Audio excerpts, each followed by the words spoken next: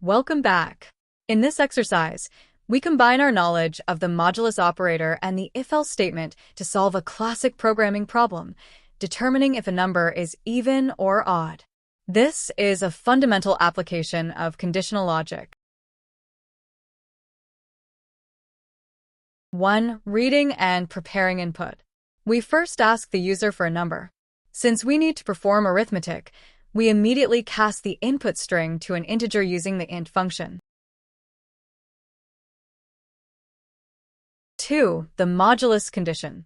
A number is even if it is perfectly divisible by 2, meaning the remainder is 0. We use the modulus operator, the percent sign, to find the remainder. Our condition will check if the number modulus 2 equals 0. 3. Applying if-else logic. We use an if-else block. If the condition number modulus 2 equals 0 is true, we print that the number is even. Otherwise, the else block executes, telling us the number is odd.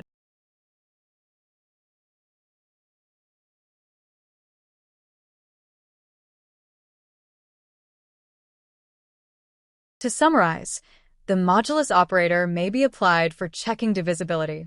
This exercise shows how a simple Boolean result from a comparison is used to branch the program flow, making a fundamental decision. We have seen binary decisions with if-else. What if we have more than 2 possibilities? Our next lecture 09 to 04. If-else ladder.